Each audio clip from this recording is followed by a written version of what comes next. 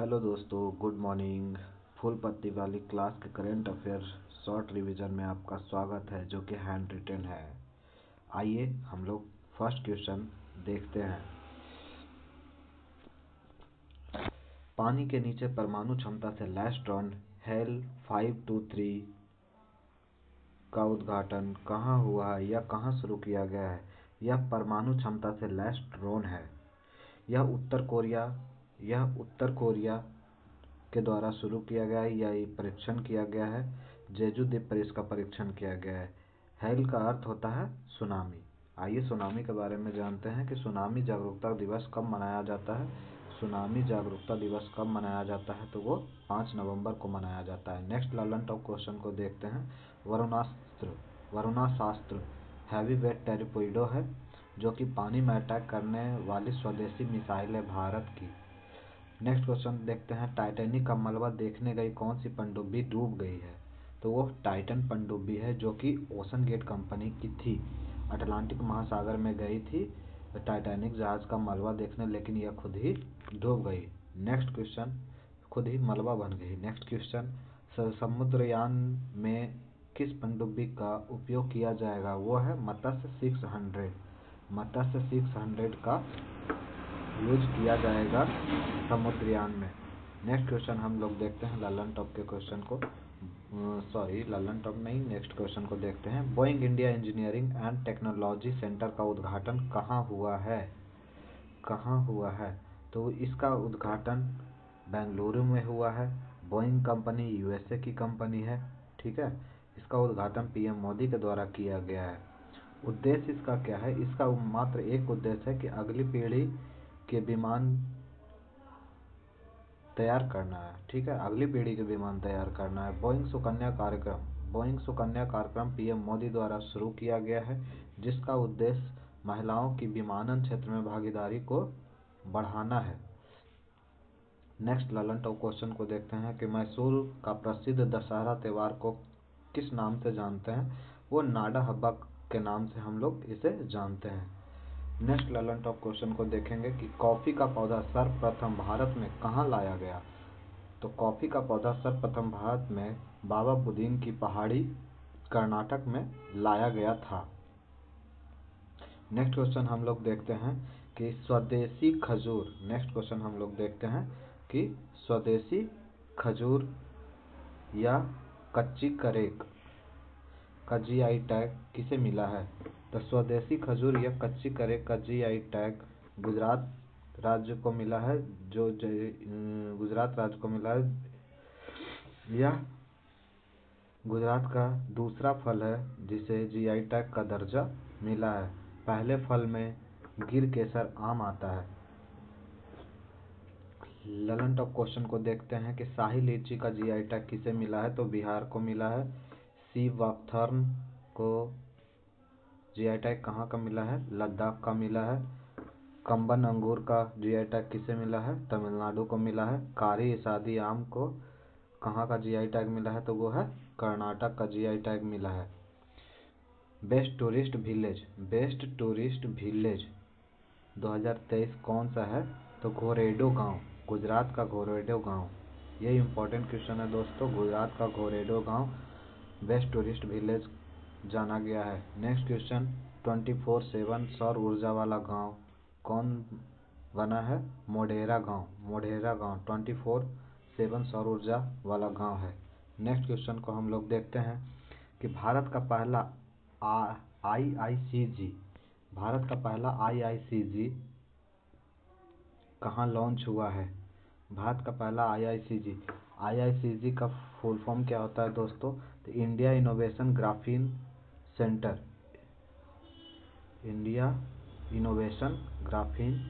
Centre इसका full form होता है, जो कि केरल के कोची में स्टार्ट किया गया है। केरल के कोची के अंदर भी एक मकेर गांव है, इसे याद रखिएगा। मकेर गांव है जहां यह स्टार्ट हुआ है। यह देश का पहला है। इसमें टाटा कंपनी के सहयोग से केरल राज्य सरकार के द्वारा शुरू किया गया है। ग्राफीन क्या होता है? ग्रेफाइट क्या होता है?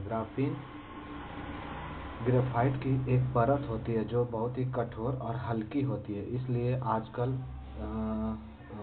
एरोप्लेन या हेलीकॉप्टर बनाने में एल्युमिनियम की जगह ग्राफीन का कुछ भी बोल लीजिए, उसी का यूज किया जा रहा है। नेक्स्ट ललन टॉप क्वेश्चन को हम लोग देखते हैं कि ग्रेफाइट विद्युत का क्या है। तो ग्रेफाइट विद्युत का सुचालक है, जो पेंसिल में होता है उसे ही ग्रेफाइट बोलते हैं हम लोग। वह विद्युत का सुचालक है, लेकिन हीरा विद्युत का कुचालक है। बाजरे का उत्कृष्ट केंद्र भारत में कहाँ शुरू हुआ है। तो यह हैदराबाद में शुरू हुआ है। और बाजरे का वर्ष 2023 को हम लोग जानते हैं मिलेट्स वर्ष। नेक्स्ट क्वेश्चन को हम लोग देखते हैं कि सशस्त्र सीमा बल का महानिदेशक किसे नियुक्त किया गया है। सशस्त्र सीमा बल का महानिदेशक किसे नियुक्त किया गया है। तो वो आईपीएस दलजीत सिंह जी को नियुक्त किया गया है। आईपीएस दलजीत सिंह जी को नियुक्त किया गया है। एसएसबी की स्थापना 1962 में हुई है, भारत चीन युद्ध के समय में। एसएसबी का ध्येय वाक्य क्या है। एसएसबी का ध्येय वाक्य है सेवा, सुरक्षा, भाईचारा। नेक्स्ट ललन टॉप क्वेश्चन को हम लोग देखते हैं कि 1963 में एसएसबी को नेपाल और भूटान सीमा पर तैनात किया गया था। अगर क्वेश्चन आ जाए कि नेपाल और भूटान सीमा पर एसएसबी को कब तैनात किया गया है, तो हम लोग 1963 उसका आंसर देंगे। नेक्स्ट ललन टॉप क्वेश्चन, महान्यायवादी अटॉर्नी जनरल ऑफ इंडिया, इसका आर्टिकल 76 होता है। और अभी वर्तमान में आर वेंकट रमनी जी हमारे भारत के महान्यायवादी हैं। इन्हें संसद में भाग लेने का मौका दिया जाता है, बोलने का मौका दिया जाता है, लेकिन मतदान करने का मौका नहीं दिया जाता है। नेक्स्ट ललन टॉप क्वेश्चन को देखेंगे कि सीआईएसएफ के प्रमुख कौन है। आईपीएस नीना सिंह, यह पहली भारतीय महिला है जो सीआईएसएफ की हेड बनी है। नेक्स्ट ललन टॉप क्वेश्चन को हम लोग देखते हैं। तो दोस्तों आप इसका आंसर कमेंट बॉक्स में दीजिएगा कि बीएसएफ के प्रमुख वर्तमान में कौन हैं। हम लोग नेक्स्ट क्वेश्चन की ओर आगे बढ़ते हैं कि स्टैचू ऑफ सोशल जस्टिस का अनावरण कहाँ किया गया है। तो स्टैचू ऑफ सोशल जस्टिस का अनावरण आंध्र प्रदेश में किया गया है। आंध्र प्रदेश में किया गया है। यह दुनिया की सबसे ऊंची सामाजिक न्याय की प्रतिमा है। सबसे ऊंची सामाजिक न्याय की प्रतिमा है। ये भीमराव अंबेडकर की प्रतिमा है। ठीक है। इसका शुभारंभ आंध्र प्रदेश के विजयवाड़ा स्वराज मैदान से हुआ है। यहाँ के सीएम, आंध्र प्रदेश के सीएम कौन है। जगन मोहन रेड्डी जी हैं यहाँ के सीएम। इस स्टैचू ऑफ सोशल जस्टिस की कुल ऊंचाई अगर आपसे पूछे तो वो 206 फीट है, जिसमें आधार की ऊंचाई 81 फीट, आधार की ऊंचाई 81 फीट तथा मूर्ति की ऊंचाई 125 फीट है। अब हम लोग ललन टॉप के क्वेश्चनों को देखते हैं कि स्टैचू ऑफ नॉलेज कहाँ है। तो statue of knowledge Latur Maharashtra में है, जो कि भीमराव अंबेडकर की ही प्रतिमा है। स्टैचू ऑफ इक्वालिटी यूएसए में है, जो कि भीमराव अंबेडकर की ही प्रतिमा है। हमारे इंडिया में भी एक स्टैचू ऑफ इक्वालिटी है। स्टैचू ऑफ इक्वालिटी अगर इन इंडिया पूछा जाए तो वो हैदराबाद में है और वो संत रामानुजम जी की है। लेकिन स्टैचू ऑफ इक्वालिटी नॉर्मली पूछा जाए तो वो यूएसए में है, जो हमारे भारत के बाहर है। नेक्स्ट क्वेश्चन, स्टैचू ऑफ बननेर्स कहाँ है। तो वो एमपी ओंकेश्वर में है। आदि शंकराचार्य जी की मूर्ति है। बननेर्स आदि शंकराचार्य जी की मूर्ति है। स्टैचू ऑफ ट्रस्ट राजस्थान में है। यह भगवान महादेव को समर्पित है। स्टैचू ऑफ प्रोस्पेरिटी समृद्धि के लिए, स्टैचू ऑफ प्रोस्पेरिटी बेंगलुरु में है, कैंपगोड एयरपोर्ट पे। आइए हम लोग अब नेक्स्ट क्वेश्चन को देखते हैं। क्वेश्चन नंबर 7, पारंपरिक भैंसों की लड़ाई मोह जूझ कहाँ होती है। तो यह असम में होती है। ये कहाँ होती है। तो यह असम में होती है। इसका आयोजन पूरे 9 सालों के बाद किया जा रहा है, क्योंकि 2015 में सुप्रीम कोर्ट ने इसे बैन कर दिया था। माघ बिहू के तहत मोह पूजन होता है। ये जो माघ बिहू उत्सव होता है उसी के समय मोह जूझ पूजा होती है, यह भैंसों की लड़ाई करवाई जाती है। यहाँ पर हम ललन टॉप क्वेश्चन में देखते हैं कि जल्लीकट्टू यह सांडों की लड़ाई है जो कि तमिलनाडु में होती है और महसूस असम में होती है। कनुमा क्या है? कनुमा मवेशियों की पूजा है। हम लोग कल के क्लास में देखा था कि कनुमा मवेशियों की पूजा है जो कि तेलंगाना में होती है। गुब्बारा फेस्टिवल कहाँ आयोजित किया जाता है? वो तमिलनाडु कोयम्बटूर में किया जाता है। आइए हम लोग नेक्स्ट क्वेश्चन की ओर आगे बढ़ते हैं। तो क्वेश्चन नंबर 8, कृत्रिम चट्टान परियोजना। कृत्रिम चट्टान परियोजना कहाँ की परियोजना है और किस लिए है वो देखते हैं। तो यह केरल विजिंगम में स्टार्ट किया गया है। ये कहाँ स्टार्ट किया गया है? तो केरल विजिंगम में स्टार्ट किया गया है। यह मछली उत्पादन को बढ़ावा देने के लिए शुरू किया गया है। इसका शुभारंभ किसने किया है? तो ये इसका शुभारंभ पशुपालन मंत्री के द्वारा किया गया है, जो अभी वर्तमान में कौन है? पुरुषोत्तम रूपाला जी हैं। इसमें कार्य क्या किया जाएगा? इसमें कार्य किया जाएगा पानी में मनुष्य फूलों के आकार का चट्टान बनाएगा, जिसपे मछलियां इकट्ठी होगी और उन्हें आसानी से एकत्रित करेगा। इसमें होने वाले खर्च को 60-40 रेशियो में बांटा गया है सेंट्रल गवर्नमेंट और स्टेट गवर्नमेंट के बीच में। आइए हम लोग ललन टॉप क्वेश्चन को देखते हैं कि ज्वालामुखी क्रिया से कौन सी चट्टान का निर्माण होता है? तो वो आग्नेय चट्टान का निर्माण होता है, जो कि प्राथमिक चट्टान की श्रेणी में ही आती है। चट्टानों का अध्ययन क्या कहलाता है? तो चट्टानों का अध्ययन पेट्रोलॉजी कहलाता है। प्राथमिक चट्टानें कौन कौन सी होती है वो देख लेते हैं। प्राथमिक चट्टानें आग्नेय चट्टान, ग्रेनाइट, बेसाल्ट, रायोलाइट, ये सब प्राथमिक चट्टानों के उदाहरण हैं। जिसमें बेसाल्ट से काली मृदा का निर्माण होता है।